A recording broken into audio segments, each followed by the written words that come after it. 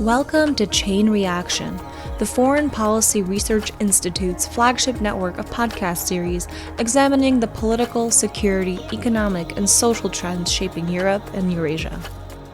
Throughout the year, we're talking with experts about developments in Russia's war in Ukraine, the new European security order, the past, present, and future of the Baltic states, Russia's political economy, and great power competition in the region. Join us each month for Bear Market Brief, Baltic Ways, Report in Short, and of course, our flagship, Chain Reaction. New episodes are available each week on Apple Podcasts, Spotify, or wherever you get your podcasts. This week on the continent.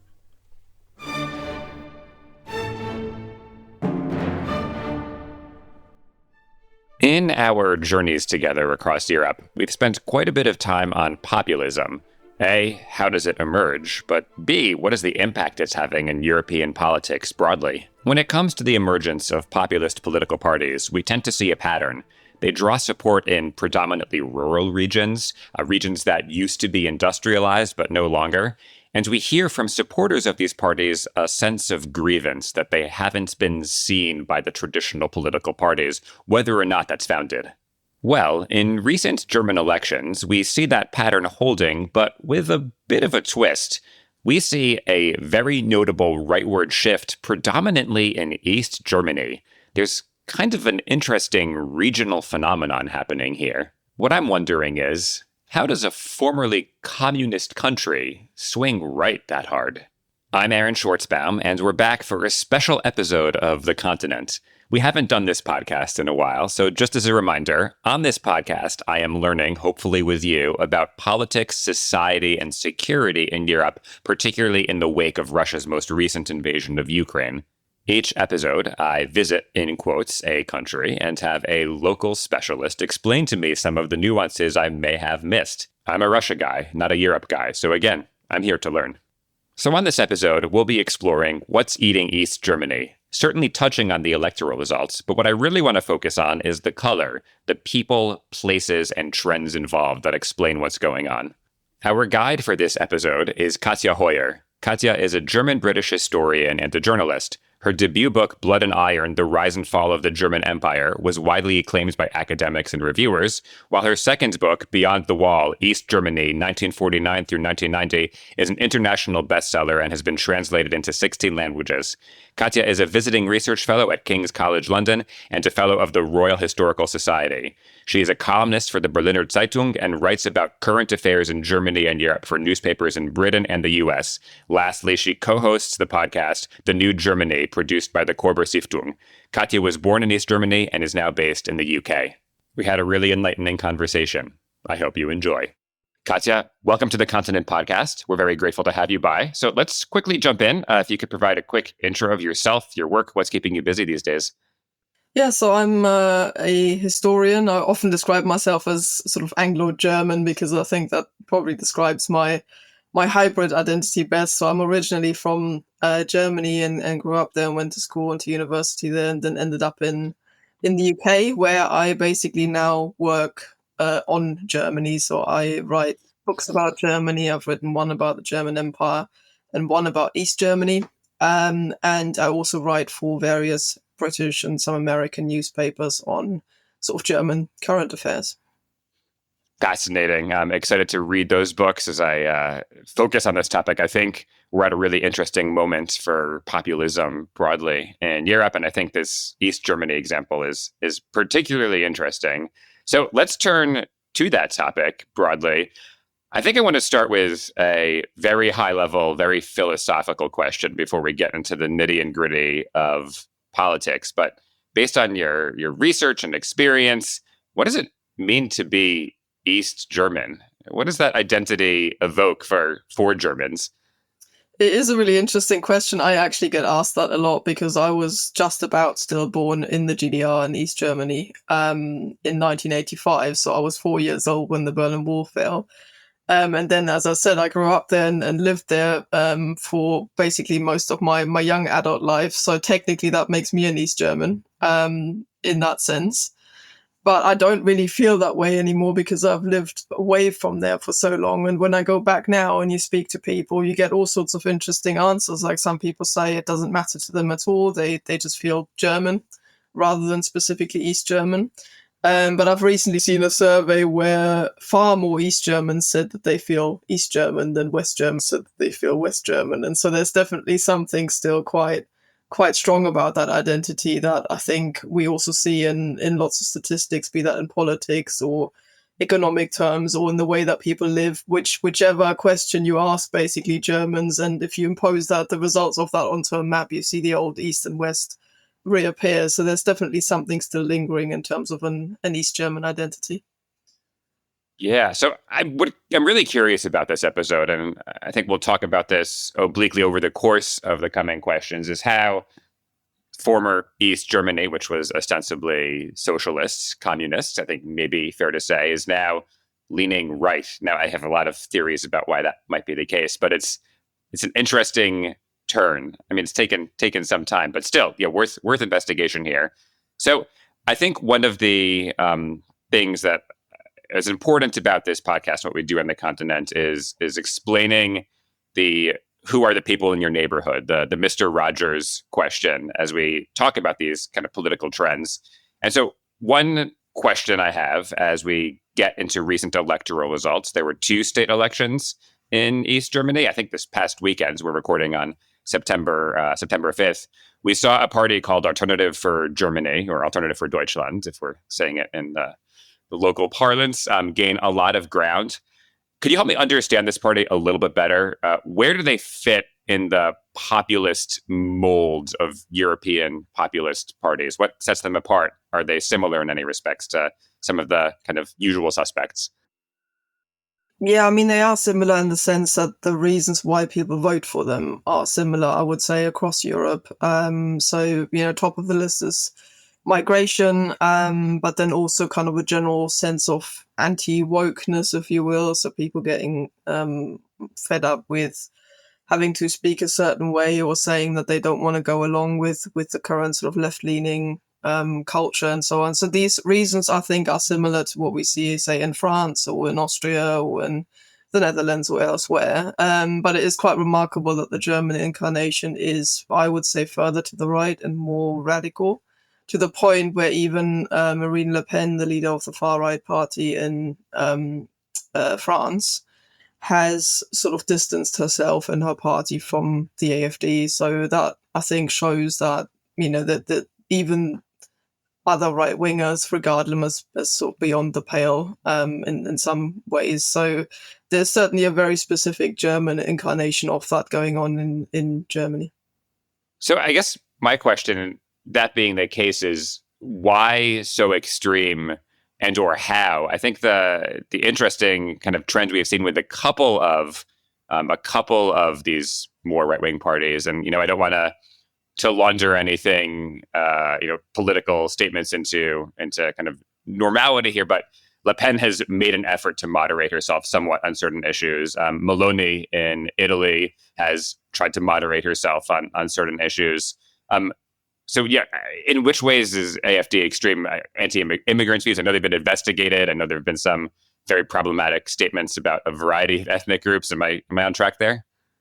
Yeah, and I mean, it is certainly further to the right on all of these things in the way that they even phrase stuff. So the leader of the Thuringian chapter, where we've just had elections in the state of Thuringia, the leader of the AfD there, Björn Höcke, is probably the most extreme of their mainstream politicians, I would say, of the leaders, basically, in that he has just been convicted of using the Nazi slogan, Alles für Deutschland, everything for Germany.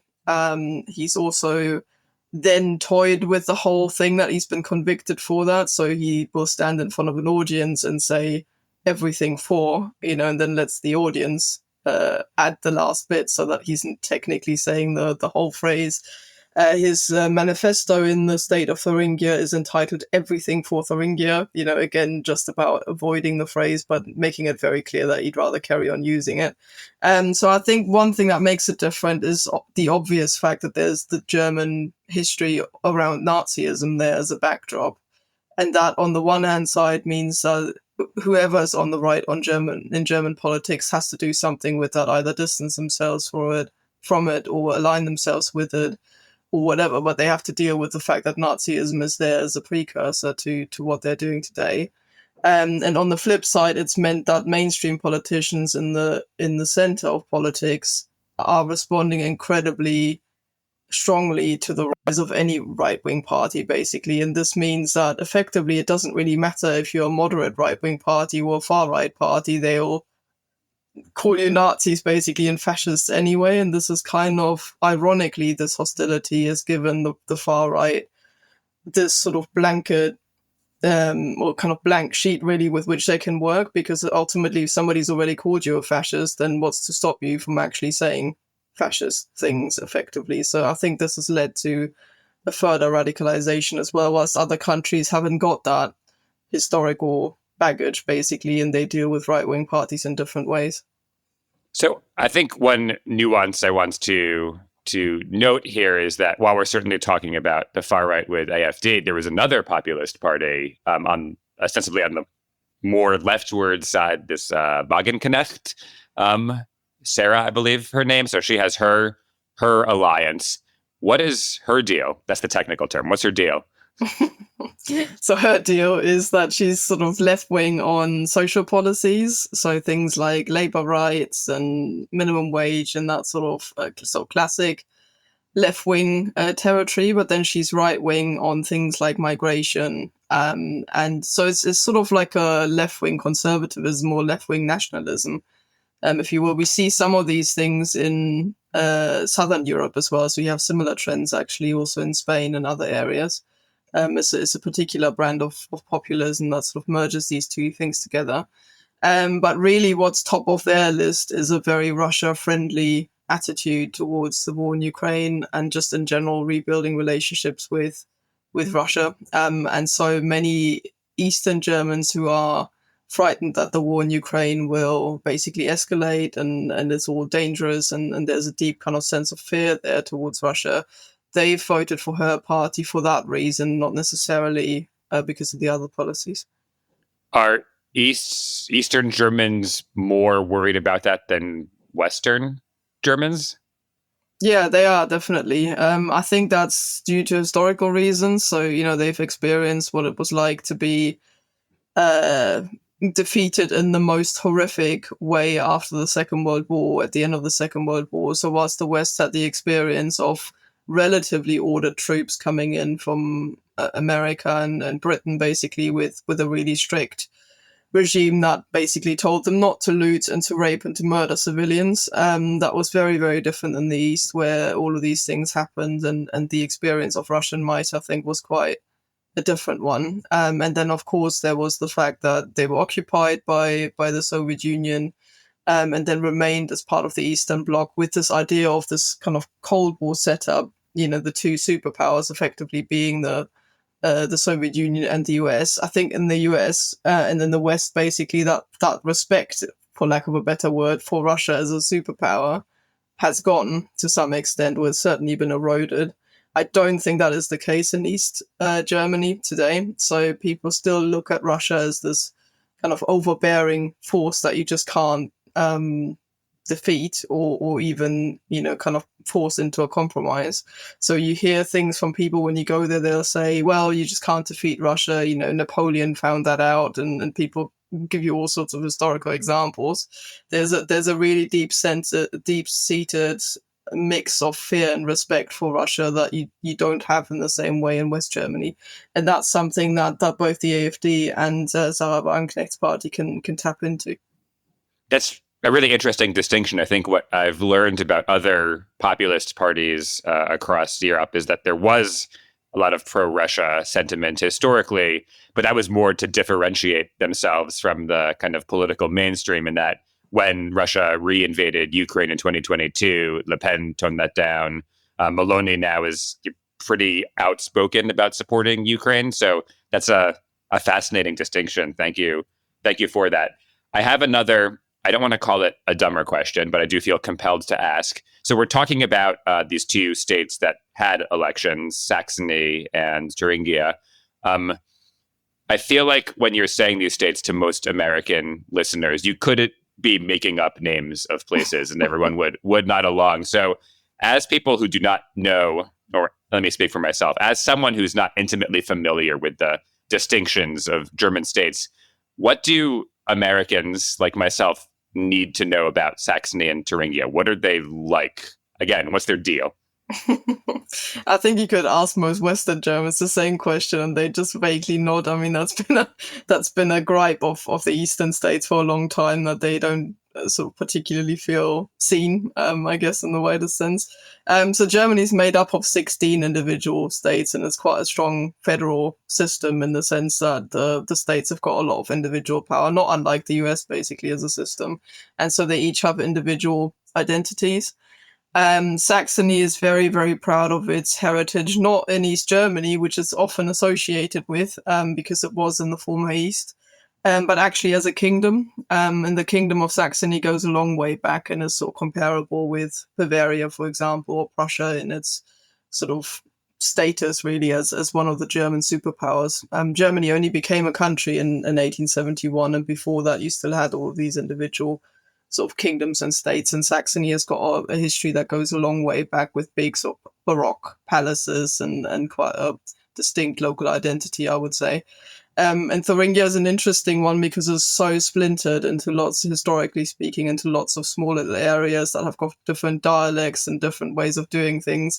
There's a mountain range there, the Thuringian forest, and if you're north of that, but you're still in Thuringia, then you have kind of almost like a Saxon dialect. If you go further south, you're so close to Bavaria that people speak with a sort of Frankish accent, which is completely different, basically, as a way of being and culturally speaking. They also have some Catholic pockets there because they're so close to the south. Basically, there's some areas that are Catholic, whilst most of Saxony and the rest of Thuringia is Protestant. So it's a really mixed, basically, bag Thuringia that's only really come up as a state in the early 20th century after the First World War. But it's, again, fiercely proud of its sort of local identities and traditions. But both of these feel very, very far away from Berlin in that they're quite rural and quite sort of small towny, a bit like the sort of, what people call the flyover states in the US, I guess, in that respect. They feel removed from what they see as metropolitan culture.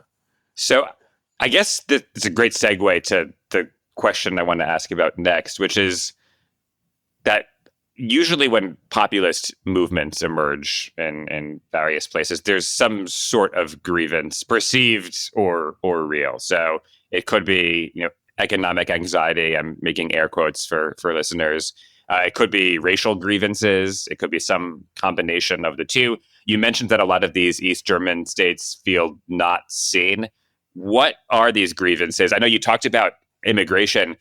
Am I incorrect that most immigrants to Germany are not moving to these places? Help me understand the frustration here, real or imagined. Yeah, so that is a big topic, despite the fact that there's less immigration to these areas. But I think that's precisely the point, because they basically haven't had any immigration to mention of before 1990. So when Germany was still divided, the East had a few like guest workers, I suppose, or contract workers that they got over from fellow socialist states like Vietnam or Cuba. They had a few foreign exchange students, but they were all there for a specific purpose and for a specific amount of time. And when their contract was up, they were basically supposed to train in East Germany and then go back to their own countries and build them up. So it was never an immigrant society. And you can imagine the amount of change, when Angela Merkel opened the borders in 2015, and you suddenly have over 1 million refugees in Germany that get spread with the fixed sort of key that the state uses to different areas. So eastern areas also got refugees, basically, that they were supposed to look after. This then meant that people didn't have any facilities or any way of dealing with that. So they put things up like container villages for people to move into. And often this was done in small towns or even villages, basically. So you might have in an extreme case, you might have a place where 200 people live and suddenly 200 refugees are supposed to be put up there. And sports halls were being used and town halls and all sorts of other facilities that were just available. And that caused a lot of anxiety and a lot of anger because people felt that they weren't really part of that decision and didn't really get a choice into whether they wanted to do that or not. And in the wake of that, and this is an undeniable fact, crime has gone up basically quite severely, and people don't really feel safe in places where they once, used to go in a shop and leave their baby outside in a pram or something, in the GDR years when there was almost no crime. So I think it's the fastness of that change, the rapidity with which that has happened, that's made a lot of people feel like their environment isn't the same anymore that they lived in.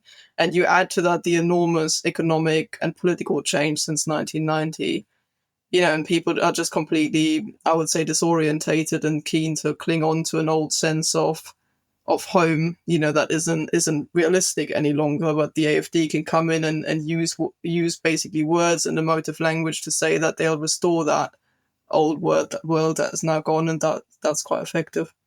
Make Germany great again, in other terms. One pause question here. We'll get back into the political content in a second, but it's my favorite question I get to ask here on the continent. The word and/or phrase of the day. I ask all guests if they can bring some homework. A term in the local language that describes current politics or society or what's happening in any way, shape, or form. So, kind of a free response question. Do any words or terms come to mind for you? Well, as we've just talked about it, the word Heimat, which you can loosely translate as homeland, I guess, but it doesn't really, it has a lot more emotive connotations than that. So if you say that word to somebody, I left my Heimat, it means you left your home behind with everything that kind of is attached to that. You imagine nature or like a local community that you belong to. It's a real kind of earthy sense of belonging somewhere, basically, and that I feel has become so important now, because I heard it all the time. I just traveled through Eastern Germany a lot to cover the elections and to talk to people, and as I say, I'm originally from there, and almost anybody that you talk to, they say, I want to rebuild my Heimat, or I want to, this is not just right-wingers, left-wingers use it as well, to say how they want to shape it, but it's a real sense of a place where you belong, where you're from, often where your family has lived for generations. But even people who come in new, they will say, "This is my new Heimat." Again with an effort to try and build these ties. So it's an interesting word that's very specific to the German mindset, I would say, in terms of the way that you perceive where you live and how you want that to look. You mentioned the entire political spectrum, so once again, a good segue. So we see AFD, we see Wagenknecht making these great strides, gaining more seats in local representation. How are the kind of incumbent, more traditional parties, Olaf Scholz's party, SPD, Merkel's party, CDU? How are they responding? Are they responding? What do we see there? So I think the CDU is an interesting example because they are basically the only mainstream party that survived this absolute oblivion in the East that's just happened. And they do that because they appeal to the same sense of conservatism that I think is quite widespread in rural areas, but they do it in a less extreme way than the AFD because they are basically a traditional, or were anyway before Merkel, quite a traditional conservative party that does exactly what you'd expect to do, kind of further family type policies and quite liberal on economic stuff. And that works. So I think, if the federal version of that party can pull back a little bit from the centrism that Merkel promoted within it, she basically pulled the party under her leadership so far into the middle that it became practically indistinguishable from the other political parties and has lost a lot of profile in the process. But I think that can work, and you'll get voters back from the far right, I think. The other parties have done the sort of, stuck their fingers in their ears and pretended this wasn't happening. It was really interesting to watch their response. So Olaf Scholz came out having received 6% and 7% of the vote in Thuringia and Saxony. This is a party that's supposed to be the mainstream center-left option, 6 and 7%, and he came out and said, well, it's not as bad as we thought. You're like, well, what did you expect to happen? And if that's the best that you can come up with there, rather than being totally shocked and amazed that so many people have turned away from them, then I don't know what they're going to do to try and recover this, because it's not just an Eastern thing. They've currently slipped into third place in the polling for all of Germany, behind the AfD, and that doesn't worry them more deeply, I think, is not a good sign that they will come back from this intact. That said, I was reading yesterday that much like in other European countries, there's this sort of firewall that the other political parties won't really do business with AfD. Is that continuing to hold? Do we see that eroding anywhere? It's certainly been eroded at the very local level. So if you look at like town councils and sort of community level government, you see that a lot, because in some areas the AfD gets sort of over 50%, in very local elections. So that's already happening. I've spoken to lots of like mayors and people who basically are in local government, and they all say the same thing. How am I supposed to govern without them? When they're there and the people have elected them, and they now make up large proportions of, kind of local councils and things. But it's easier done at that level, because ultimately you're talking about things like dustbin collection and, does the local fire brigade work? And I don't know, where do we need a new roundabout and that sort of thing. It's not that ideological at that level. And for that reason, a lot of the time, all the different parties will agree on what to do next. But the moment you take that one step up to a regional or even national level, it's a different matter, isn't it? Then you have to kind of go with the AfD. And that's actually interesting, because in Thuringia, they could have, in both actually Thuringia and Saxony, they could have a majority between the far right and the center right party. And you could argue that in theory, they maybe have a bit more sort of overlapping points on things like migration and other stuff than the Conservatives do with the left-wing parties. But because of the firewall that you just mentioned, they now have a situation where the Conservative CDU will have to work with 2 or even 3 left-wing parties to form a coalition against that.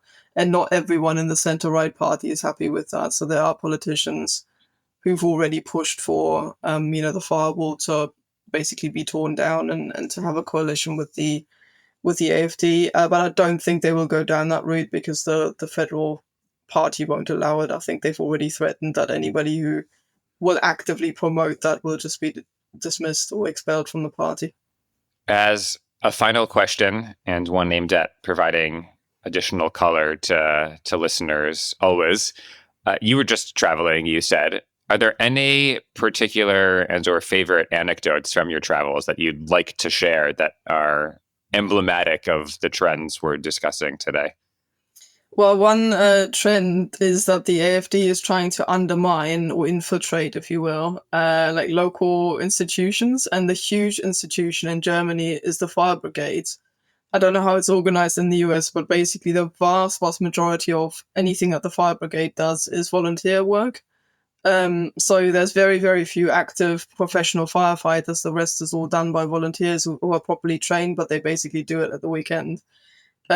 So I was sitting there with the mayor of a small village and talking about, the rise of the AfD and everything. And so suddenly his phone goes off and he looks sort of really startled and serious, and there's a huge incident. And because he was a fireman at the same time, he literally had to kind of get out of his suit, get into his fire uniform, and drive up to the neighboring village where a car had sort of veered into a tree and caught fire. And, they had to attend that instantly. And that side by side of politics and, sort of this community level type work is something that the AfD tries to exploit. And there have been really bizarre incidents, because the fire brigades are quite keen not to become politicized, because ultimately this means money is gone the next time somebody else is in power, so they try and stay neutral. But the AfD is super keen to try and get in there. And so there have been really bizarre situations where the AfD posted a picture of their own sort of stall on a market square in Thuringia, with the fire engine in the background, and they said, well, the fire brigade's here to support us, when actually it turned out the fire brigade was only there to attend the wedding of one of their comrades, and they just hated the idea that they're being politicized in that way. So this bizarre online battle turned out between the AFD and the fire brigade as to whether they were there kind of at the same time or it was a coincidence. So it's that I found really interesting. It was kind of at the very local level an example of how some institutions are, at threat of being sort of infiltrated, but they're trying to fight that. Katja, thank you for joining. Thank you. Thank you again to Katja, and to you, listener, for joining for this episode. So what do you think? Can the center hold? The Continent is brought to you by the Foreign Policy Research Institute. That's FPRI, a nonpartisan think tank based in Philadelphia. You can reach us at the Twitter and/or X handle @FPRI. For more information on this initiative and on many others, stop by fpri.org. We'll catch you next time.